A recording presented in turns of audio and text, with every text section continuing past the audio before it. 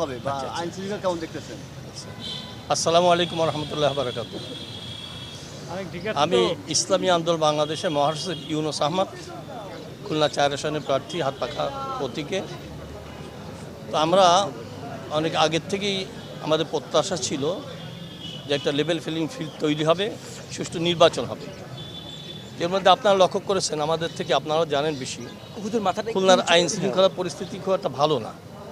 এখন আমরা আশঙ্কার মধ্যে আছি সুষ্ঠু নির্বাচনের পরিবেশ হবে কিনা।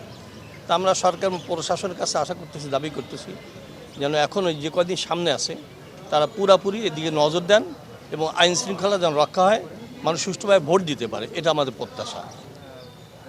ভোটারদের উদ্দেশ্যে কি বলবেন? ভোটাররা কেন আপনাদেরকে ভোট দিবে, কি বলবেন? আমাদের ভোট দিবে আদর্শের কারণে। কারণ এদেশের মানুষ বিগত প্রায় 54 বছর ধরে যারা সরকার ছিল তাদের ব্যর্থতা নজরে রেখেছে।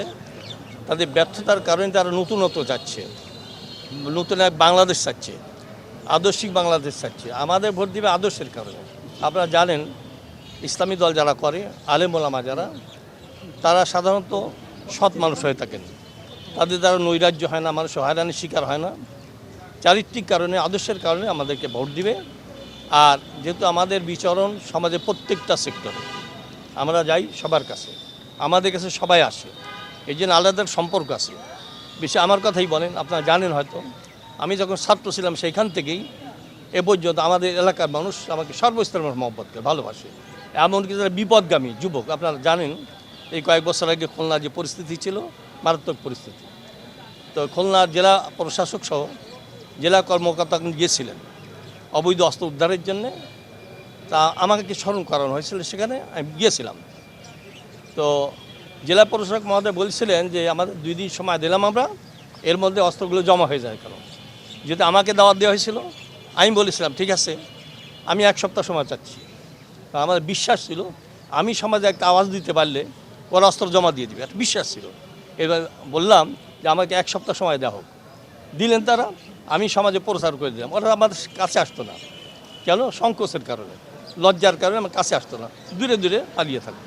আমি সমাজে পৌঁছা দিলাম যে তোমরা যে যেখানে আসো, তোমরা অবৈধ অস্ত্র থাকলে জমা দিয়ে দাও। আপনার যার বয়স বেশি তাদের মনে থাকার কথা, তখন অনেক অস্ত্র উদ্ধার হয়েছিল, নিজেরা এসে সারেন্ডার করেছিল, অস্ত্র জমা দিয়েছিল। অর্থাৎ দ্বারা বোঝাতে চাই, ছোট বড়, নারী পুরুষ, এমনকি বিপদগামী যারা, তারাও আমাকে বিশেষ শ্রদ্ধা করে অনেক আগের থেকে। এই জন্যে তাদের প্রতি আমাদের দাবি থাকে, আর আমার প্রতি তাদের শ্রদ্ধা আছে। এই জন্যে আমাদের এলাকাও এখন গুঞ্জন আছে, হুজুর যদি আসেন তাহলে আমরা সবাই হুজুরকে সমর্থন করবো। এই জন্য আমরা আশাবাদী এবার ইসলামীর পক্ষে, এই জোটের পক্ষে অনেক বেশি ভোটের আমরা সমঝোতার আলোচনা শেষ হয় নাই। তো আমরা চেষ্টা করতেছি যে 1 আসনে একজনই প্রার্থী থাকবে, মানে ইসলামী দলের জোটের একাধিক প্রার্থী থাকবে না। কেন? একজন থাকলে অন্যরা সহযোগিতা করবে, এতে সাধারণ মানুষের আস্থা বাড়বে, তারা ভোট দিতে সক্ষম হবে। এর মধ্যে আমরা চূড়ান্ত প্রায় পর্যায়ে চলে গিয়েছি, কিছু বাকি আছে, এর জন্য গতকাল আনুষ্ঠানিক ঘোষণা আসে না, আসন আর এই প্রার্থীর নাম ঘোষণা আসে নাই, কিছু বাকি আছে। এর জন্য এরপরও বলা হয়েছে যে নমিনেশন দাখিল হয়ে যাবে, প্রত্যাহারের আগ পর্যন্ত আমরা চূড়ান্ত করব। এরপরে প্রত্যেকটা আসনে যে একজন প্রার্থীর নাম ঘোষণা করা। আপনাদের দাবি কতগুলো আসন বা আপনারা প্রত্যাশা করছেন কতগুলো আসন? না, এখানে দাবির বিষয় না বা চাওয়া পাওয়ার বিষয় না, কেউ দিবে না কেউ চাবে না, যেহেতু সবাই সমঝোতার ভিত্তিতে সিদ্ধান্ত নেয়। তো আমরা দেখব কোন আসনে কোন প্রার্থী কোন দলের কাকে দিলে বিজয় হওয়ার সম্ভাবনা আছে, সেখানে দিব। আপনাদের মানে একেবারে সম্ভাব্য প্রার্থী, যারা একেবারে প্রার্থী হওয়ার যোগ্য সেই লেভেলে, এরকম কত সমঝোতা হতে পারে? সমঝোতা এখনও স্পষ্ট যেহেতু হয় নাই, তো মিডিয়ার সামনে আমাদের কেন্দ্রের থেকে ইনশাল্লাহ পেশ করা হবে। আমরা একটি সংখ্যা দিচ্ছি না, কেন ইদানিংকালে লক্ষ্য করেছেন।